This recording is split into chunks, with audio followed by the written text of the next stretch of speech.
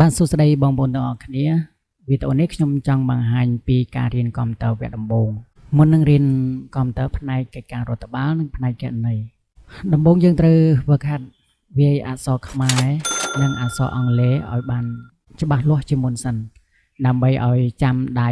នៅតួអក្សរនីមួយៗទាំងអក្សរអង់គ្លេសទាំងអក្សរខ្មែរឲ្យបានច្បាស់លាស់នៅលើ keyboard ដោយយើងធ្វើការហ្វឹកហាត់តាមកម្មវិធី2គឺកម្មវិធី Typing Master និងខ្មែរ Unicode ដូច្នេះក៏សូមជួយបងប្អូនក៏ដូចជាបងប្អូនហ្វឹកហាត់ទាំងអស់គ្នាដូចតទៅបាទជាដំបូងយើងត្រូវបើកកម្មវិធី Typing Master នេះមកបាទយើងត្រូវបើកវាមកតួមកទីកន្លែងនេះយើងត្រូវដាក់ឈ្មោះឧទាហរណ៍យើងឈ្មោះអីមួយមកយើងដាក់ឈ្មោះយើងមកបាទតមកយើងចុចយក Enter អញ្ចឹងវាមាន12មេរៀនមានមេរៀនទី1មានប៉ុណ្ណេះមេរៀនទី2មានប៉ុណ្ណេះបាទអញ្ចឹងយើងត្រូវការហ្វឹកហាត់ឲ្យចប់ទាំង12មេរៀនបាទអញ្ចឹងយើងចូលមកដំបូងយើងត្រូវដឹងពីរបៀបនៃការ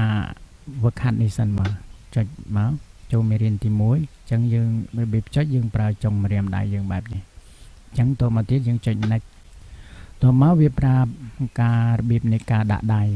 ទី1គឺយើងដៃខាងឆ្វេងគឺពីចង្អោរដៃយើងដាក់ចង្អោរដៃខាងឆ្វេងគឺយើងដាក់ពីអក្សរ S ទៅតមកដៃកដាលនាងដៃគឺដាក់តាមនឹងមកបាទ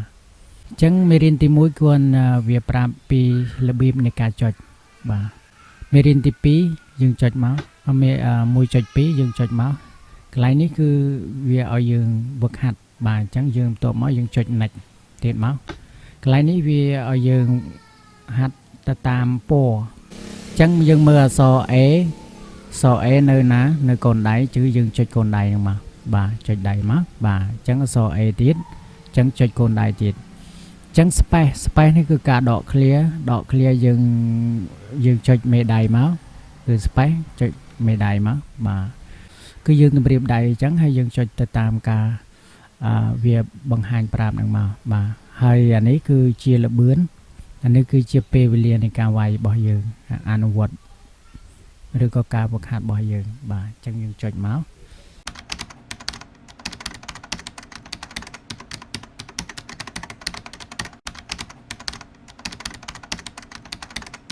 អញ្ចឹងយើងអនុវត្តទាល់តែអស់ម៉ោងនឹងមកចាំយើងអានេះគឺនៃការរបៀបហ្វឹកហាត់វាយ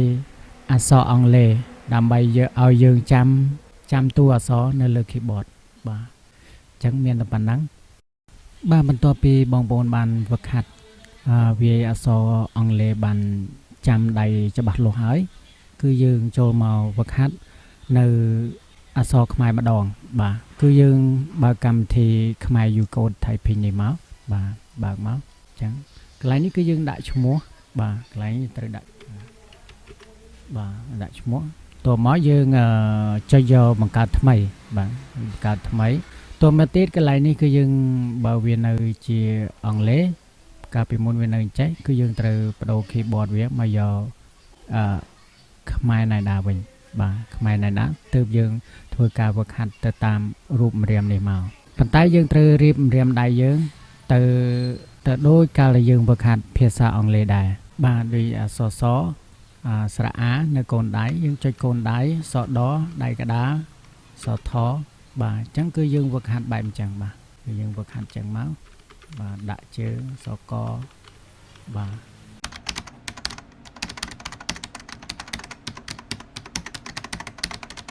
បាទក្រោយពីការយើងវាយអស់នាទីហើយអញ្ចឹង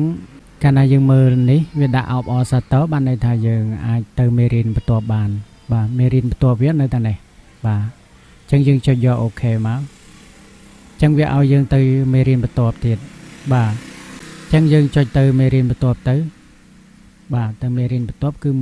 1.2 បាទ 1.2 គឺយើងបៀបវាយហាត់តាមនឹងមក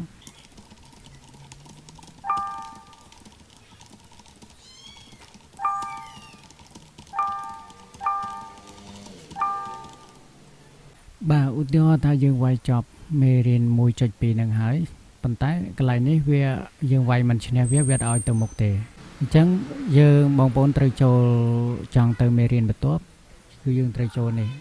យកឯកសារតមកចុចយកបើកតមកយើងចុចយក lesson បាទ lesson មកអញ្ចឹងវាមានច្រើនមេរៀនបាទអញ្ចឹងបងប្អូនអាចឧទាហរណ៍ថាយើងដល់ចង់ទៅមេរៀនបន្ទាប់ 2.1 អញ្ចឹងចុចមកចុចលើវាមកហើយចុចយក select លើវាហើយចុចយក open មកវាឲ្យយើងទៅមេរៀនបន្ទាប់ 2.1 អញ្ចឹងវាថែមស្អីគេស្រា A និងស្រា X អញ្ចឹងរបៀបវឹកហាត់អក្សរខ្មែរមានប៉ុណ្ណឹងបាទអញ្ចឹងយើងចាំ